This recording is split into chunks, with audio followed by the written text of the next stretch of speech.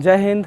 आज हम लोग एक नया चैप्टर कवर करने वाले हैं जिस चैप्टर का नाम है India's first war of independence, Bharat की आज़ादी की पहली लड़ाई, प्रथम लड़ाई। तो चलिए इस चैप्टर को हम लोग कवर करते हैं। इस चैप्टर में बहुत सारे टॉपिक्स कवर करने हैं। देख लीजिए ये सारे टॉपिक्स हैं। The battle of Plassey, the first political victory of British in India, इतने सारे टॉपिक्स हैं, लेकिन हम लोग इन सारे टॉपिक्स को एक वीडियो में कवर नहीं कर पाएंगे। तो एक वीडियो में हम लोग सिर्फ एक टॉपिक्स को कवर करेंगे और बहुत अच्छे ढंग से पढ़ने का प्रयास करेंगे। तो वीडियो में अंत तक आप जरूर बने रहिएगा और बहुत ही आसान भाषा में और अच्छे तरीके से इसको हम लोग समझने का प्रयास करेंगे, है ना। तो India's first war of independence, ये बहुत ही इंपॉर्टेंट चैप्टर है हिस्ट्री का और हर एक तरह के एग्जाम में इसमें से एक दो क्वेश्चन देखने को मिलते हैं। तो इसलिए इस वीडियो को अंत तक जरूर देखिएगा, स्किप मत करिएगा और वीडियो अच्छा लगे तो लाइक ज़रूर करिएगा। तो चलिए हम लोग इस चैप्टर को स्टार्ट करते हैं। ये चैप्टर बहुत ज़्यादा इंपॉर्टेंट है, तो आप वीडियो को स्किप ना करिएगा और देखिएगा। तो चलिए स्टार्ट करते हैं हम लोग chapter. The first English traders came to in India in 1600। अगर बात करी जाए ब्रिटिश की, ब्रिटिश क्या थे? तो ट्रेडर्स थे, व्यापारी थे। वो जो इंडिया आए थे वो क्या थे? असल में व्यापारी थे। व्यापार करने के लिए कहाँ आए थे? तो इंडिया आए थे। उनकी एंट्री कब हुई थी? तो 1600 में हुई थी। कब हुई थी एंट्री उनकी? 1600 में एंट्री उनकी हुई थी। और हम लोग अक्सर इस बात को जानते हैं और किताबों में पढ़ा भी है कि उन्होंने 200 साल शासन किया भारत पर। कितने साल? तो 200 साल उन लोगों ने शासन किया, लेकिन एंट्री इनकी हुई थी 1600 में। तो 1600 से ही वो हमारे भारत में रहे और 1947 में छोड़ के गए। तो अगर देखा जाए कि उन्होंने कितना वक्त भारत में बिताया, कितने साल वो यहाँ पे रहे, तो लमसम 350 साल हो जाएंगे, है ना। 1947 में है, 1600 आप घटा दीजिएगा तो आपका एग्जैक्ट समय उनका निकल जाएगा। तो लगभग 350 साल वो भारत में रहे। लेकिन हम पर अत्याचार और हमको बिल्कुल गुलाम, माने अपने कमांड में कब तक रखा उन्होंने? तो 200 सालों तक बहुत ज़्यादा उन लोगों ने क्या किया? अत्याचार किया। जबकि वो रहे कितना साल? तो 350 साल लगभग वो भारत में रहे। आगे देखते हैं हम लोग। During the reign of Mughal emperor Jahangir, है ना। उस वक्त मुगल एम्परर कौन थे? जहांगीर थे। तो इन्हीं के शासन काल में उनकी एंट्री होती है। किनके शासन काल में? तो जहांगीर के शासन काल में क्या होती है? जो ब्रिटिश है, व्यापारी जो है वो कहाँ आते हैं? तो भारत में एंट्री करते हैं। With the permission of Mughal emperor they began to trade with Indian traders. और जहांगीर के द्वारा उनको मिल जाती है परमिशन मिल जाती है व्यापार करने की, और उनका व्यापार जो है ना भारतीयों के साथ शुरू हो जाता है।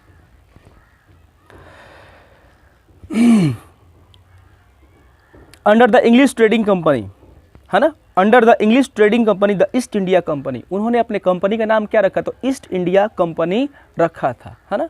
और उन लोगों ने भारतीयों के साथ व्यापार करना स्टार्ट कर दिया। यहाँ पे एक चीज़ आपको ज़रूर आपके मन में एक प्रश्न आ रहा होगा कि जहांगीर ने उनको ट्रेड करने का आदेश दे करके, हुक्म दे करके, अधिकार दे करके क्या गलती करी या सही करी? इसका जवाब आप कमेंट में ज़रूर दीजिएगा। मैं अगले वीडियो में आपको ज़रूर बताऊंगा कि जहांगीर ने जो उनको इजाज़त दी भारतीय लोगों के साथ, भारत के साथ व्यापार करने के लिए, वो सही था या गलत था। अगले वीडियो में इसका मैं डिस्कशन ज़रूर करूंगा। लेकिन अगर आप वीडियो देख रहे हैं तो इसका सवाल आप कमेंट बॉक्स में ज़रूर लिखिएगा कि उन्होंने सही करी या गलत करी। इसके बाद वाले वीडियो में हम लोग डिस्कस करेंगे और मैं बताऊंगा कि उन्होंने सही किया या गलत किया। आगे देखते हैं हम लोग। The company set up its first factory at Surat. और कंपनी ने अपनी प्रथम, सबसे पहली जो है ना कंपनी, उन्होंने फैक्ट्री जो है ना कहाँ सेट करी? तो सूरत में। सबसे पहला फैक्ट्री उन्होंने कहाँ सेट करी?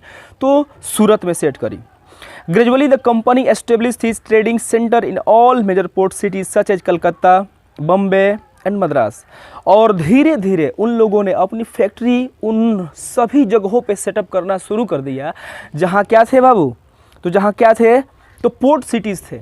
अब समझ रहे होंगे आप, सोच रहे होंगे कि पोर्ट सिटी, जहाँ पोर्ट सिटी मतलब समझ रहे हैं ना, मतलब वैसा जगह, वह शहर जहाँ पर बंदरगाह हो, जहाँ पर बंदरगाह हो। बंदरगाह क्या है? तो जहाँ सीप वगैरह, सीप स्टेशन समझ लीजिए ना, जैसे बस स्टेशन होता है, एयरपोर्ट होता है, वैसे सीप स्टेशन जहाँ पर सीप आके लगता उगता है सब, जहाँ से लोग उतरते हैं, चढ़ते हैं, माल को लोड करते हैं, उसी को बोला जाता है पोर्ट। तो पोर्ट सिटीज़ में ही उन्होंने सबसे पहला अपना क्या शुरू किया? तो फैक्ट्री सेट करना शुरू किया। तो ऐसा उन्होंने क्यों किया? क्योंकि आप जानते हैं कि उस वक्त ट्रांसपोर्टेशन का सबसे बेहतरीन माध्यम क्या था? तो पानी ही था, है ना।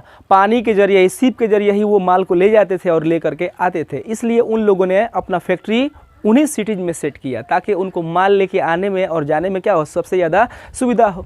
अब ये पोर्ट सिटी है, मान के चलिए ये कोलकाता है, महाराष्ट्र है, यहाँ बंदरगाह है, तो यहाँ पे अगर हम अपना क्या करेंगे, फैक्ट्री लगाएंगे तो अपनी मालों को खरीदेंगे, रखेंगे यहाँ पे, आसानी से यहाँ से क्या करेंगे हम लोग, शिप में ला देंगे और लेकर के चले जाएंगे। तो ये सुविधाएँ उनको थी, इसीलिए पोर्ट सिटीज़ में उन्होंने अपना फैक्ट्री सेटअप करना स्टार्ट कर दिया, है ना। हर वो सिटीज़ में जहाँ पर पोर्ट था, बंदरगाह था, वहाँ पे इन लोगों ने अपना फैक्ट्री सेट किया। उसके बाद देखेंगे हम लोग, on the pretext of protection of godown the company build fort and brought British soldier to India. अब देखिए गोडाउन की आड़ में, हालांकि उन लोगों ने जो अपनी फैक्ट्री सेट करी थी, उस फैक्ट्री का मतलब था क्या चीज़, तो गोडाउन, जहाँ पे वो लोग क्या कर सके, माल रख सके। गोडाउन का मतलब ही होता है माल रखने वाला जगह। तो लेकिन वो गोडाउन के आड़ में उन लोगों ने क्या किया, फोर्ट बनाना स्टार्ट कर दिया, किलाबंदी करना उन लोगों ने क्या कर दिया, स्टार्ट कर दिया। जैसे कि मान के चलिए यहाँ पे मैंने अपना गोदाम बना दिया, गोदाम बनाने के बाद से धीरे धीरे इसकी क्या होने लगी, किलाबंदी करी जाने लगी। ब्रिटिश लोगों ने किलाबंदी स्टार्ट कर दिया। And brought British soldier to India, और इसके आड़ में, गोडाउन के आड़ में और किलाबंदी के आड़ में, इसके बहाने से उन लोगों ने क्या करना स्टार्ट कर दिया, तो ब्रिटिश सोल्जर को वो बुलाने लगे, कहाँ पे, इंडिया में, है ना। वो ब्रिटिश सोल्जर को, अपने देश से सोल्जर को यहाँ पर बुलाने लगे इंडिया में। Further the company started keeping its own army to guard its trading post. अब जो इनका ट्रेडिंग पोस्ट था, जो भी व्यापार करने वाला इनका पोस्ट था, जो जगह था, इसका सुरक्षा गार्ड के रूप में कौन लोग देने लगे, तो वो जो लोग आए थे, वो जो ब्रिटिश से जो आर्मी आए थे ना, इन लोगों ने उसका रख रखाव करना स्टार्ट कर दिया, है ना। जो भी ट्रेडिंग पोस्ट थे, जहाँ पर ये लोग ट्रेड करते थे, व्यापार करते थे, जो भी गोडाउन था, उसका सुरक्षा करने के लिए वो कौन लोग आ गए, तो ब्रिटिश जो आर्मी थे वो भारत में आ गए और सुरक्षा देने लगे। But in the dispute of guarding post the British army exploited the local condition and acquired hold over almost all parts of India. लेकिन धीरे धीरे उन लोगों ने क्या किया, वो आर्मी तो यहाँ पे आए थे, है ना, वो उन आर्मी को यहाँ पे इसलिए बुलाया गया था ताकि ये लोग क्या कर सके, तो जो भी ट्रेडिंग पोस्ट है, जो भी इनका गोडाउन है, उसकी सुरक्षा ये लोग दे सके। लेकिन इस सुरक्षा के आड़ में उन लोगों ने क्या किया, यहाँ के लोगों पर जुल्म करना स्टार्ट कर दिया और एक्सप्लॉयटेशन शुरू कर दिया, शोषण करना स्टार्ट कर दिया, और यहाँ के रिसोर्सेज को भी, संसाधन को भी शोषण करना स्टार्ट कर दिया, है ना। वहाँ से उन लोगों ने ब्रिटिश आर्मी ला करके यहाँ पर अपनी क्या करनी स्टार्ट कर दी, अपनी दबदबा बनाना स्टार्ट कर दिया। The company became the ruler of India and began to exploit the resources and people of country for its own benefits। और इस तरीके से company became the ruler of India। इस तरीके से क्या होता है, भारत का वो शासक बन जाता है। एक बात यहाँ पे समझने योग्य बातें हैं, यहाँ पे जो 200 साल जो शासन रहा, वो लोगों का उनका शासन नहीं रहा। असल में ब्रिटिश जो कंपनी था ना, ईस्ट इंडिया कंपनी ने हमें गुलाम बनाए रखा, और ईस्ट इंडिया कंपनी के ये लोग थे, है ना। तो कंपनी का शासन चला है 200 साल हम पर, भारतीयों पर। किसका शासन, तो कंपनी का शासन। हम लोग उसके अधीन रहे, कंपनी के अधीन रहे, है ना। आगे देखेंगे हम लोग बैटल ऑफ प्लासी, है ना। अब इसके बाद स्टार्ट होता है बैटल ऑफ प्लासी। अब बैटल ऑफ प्लासी क्या था, इस चैप्टर को इस टॉपिक को हम लोग देखेंगे। तो चलिए, the battle of Plassey was major battle that took place in 1757। यह सबसे बड़ा, एक बड़ा क्या था जी, एक रिवॉल्ट था, एक बड़ी लड़ाई थी, जो कब लड़ी गई थी, तो 1757 में। आपको याद होगा कि हम लोग अक्सर पढ़ते हैं 1857 का युद्ध, 1857 का रिवोल्ट के बारे में हम लोग पढ़ते हैं, और उसी को India's first war of independence के नाम से हम लोग जानते हैं। भारत की आज़ादी की प्रथम लड़ाई 1857 के नाम से ही जाना जाता है। लेकिन उससे 100 साल पहले 1757 में ही क्या करी गई थी, एक लड़ाई लड़ी गई थी, जो क्या था, बैटल ऑफ प्लासी था। प्लासी से समझ लीजिएगा पहले, 1857 से पहले की ये लड़ाई है, बैटल ऑफ प्लासी, जो कब लड़ी गई थी, तो 1757 में। इसको आप भूलिएगा मत, ये बहुत इंपॉर्टेंट है। The nawab of Sirajuddaula, the nawab of Bengal, उस वक्त नवाब कौन था यहाँ का, बंगाल का, तो सिराजुद्दौला था। Did not like the way company was building fort and raising army in his territory.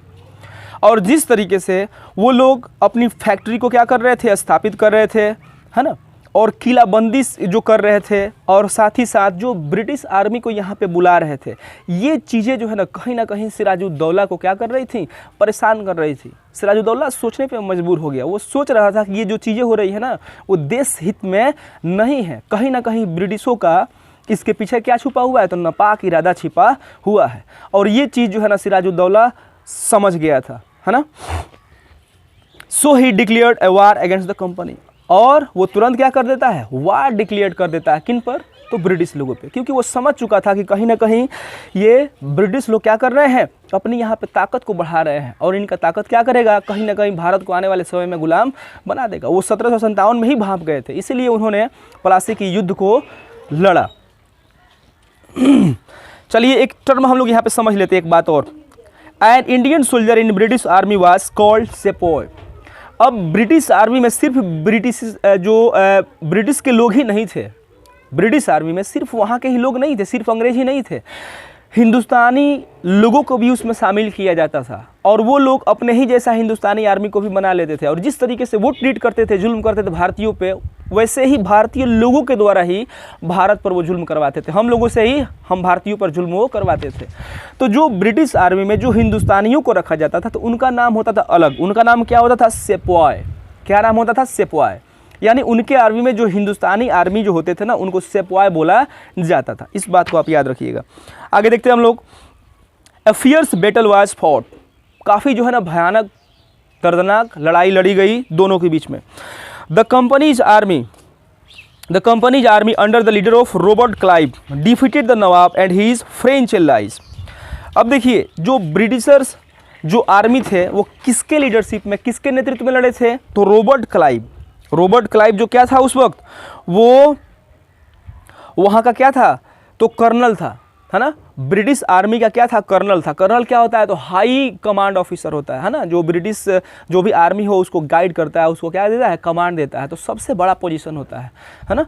तो वो उस वक्त क्या था, कर्नल था रॉबर्ट क्लाइव, उनके आर्मी का, ब्रिटिश जो आर्मी थी ना उनका रॉबर्ट क्लाइव क्या था, तो सबसे चीफ था, सबसे मुख्य था, है ना। तो उसी के लीडरशिप में, नेतृत्व में क्या करी गई थी, ये लड़ाई लड़ी गई थी।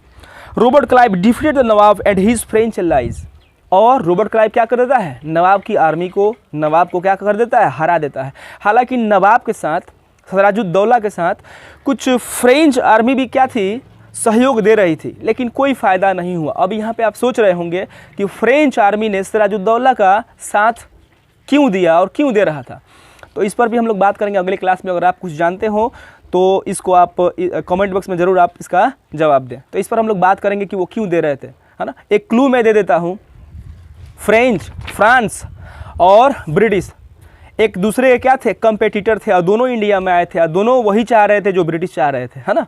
तो एक दूसरे के वो कंपेटिटर थे। अब आगे की बात आप खुद कमेंट बॉक्स में लिख करके बताइएगा, ठीक है। This is thought to be one of the most decisive battles for the control of Indian subcontinents by the British, और यह सबसे एक ऐसी लड़ाई थी जिसने एक डिसीजन दे दिया, एक निर्णय दे दिया, और कहीं ना कहीं मतलब यह बता दिया ब्रिटिशर्स को, जो ब्रिटिश लोग थे, ब्रिटिश जो आर्मी थी, कहीं ना कहीं उनको पता चल जाता है कि हिंदुस्तानियों की कमजोरी क्या है और इनको किस तरीके से हराया जा सकता है। पहली ही लड़ाई में उन्होंने क्या करी, जीत हासिल करी, और इस जीत के साथ साथ बहुत चीज़ों को भी वह जान चुके थे, है ना। और इस तरीके से ना उनका मनोबल और बढ़ गया, और वो समझ चुके थे कि भारत को गुलाम बनाना और इस पर विजय हासिल कर लेना बहुत ज़्यादा मुश्किल नहीं है। अगर वो पहली लड़ाई में अगर हार जाते तो कहीं ना कहीं उनका कदम, 2-4 कदम जो पीछे ज़रूर हटे होते, और पता नहीं हिस्ट्री का कुछ रूप जो है वो अलग ही होता है। लेकिन वो पहले ही जो है ना युद्ध में वो जीत जाते हैं, और इस तरीके से उनका मनोबल बढ़ जाता है, और बहुत सारे चीज़ों को वो जान जाते हैं, बहुत सारी स्ट्रैटेजीज जो है ना वो बनाने लगते हैं भारत को क्या करने के लिए, गुलाम बनाने के लिए, और इसमें सफल भी वो हो जाते हैं। The British now had influence over the new nawab of Bengal, है ना। और इस तरीके से जो नया नवाब बनता है बंगाल का, उस पर क्या करते हैं, ये अपनी भरपूर दबदबा बना लेते हैं। मतलब पपेट जिसे कहा जाता है नहीं, पपेट, अपने इशारों पर नचाना। तो वो चीज़ यहाँ से क्या हो जाता है, शुरू हो जाता है। जब नया नवाब आता है बंगाल का, तो उस पर ये अपने हिसाब से रिमोट इनके हाथ में रहता है, और वो समझ लीजिए गुड्डे की तरह उनको करना होता है ना। तो सब कुछ अब इनके हाथ में हो जाता है, पपेट यहाँ से नवाब आ जाते हैं।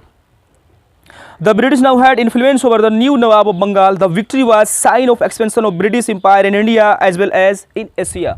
और यह एक सिंबल था, एक प्रतीक था, एक साइन था कि अब ब्रिटिश जो था वो अपने आप को क्या कर रहा था, काफ़ी ज़्यादा आगे बढ़ा रहा था, है ना। अब ये एक साइन मिल चुका था, पहली हार ने ये साबित कर दिया और बता दिया कि अब जो ब्रिटिश लोग थे ना वो क्या करेंगे, अपने आप को एक्सपेंड करेंगे, पूरे भारत ही नहीं अब एशिया में भी क्या करेंगे, वो फैलेंगे और अपना दबदबा बनाएंगे, है ना।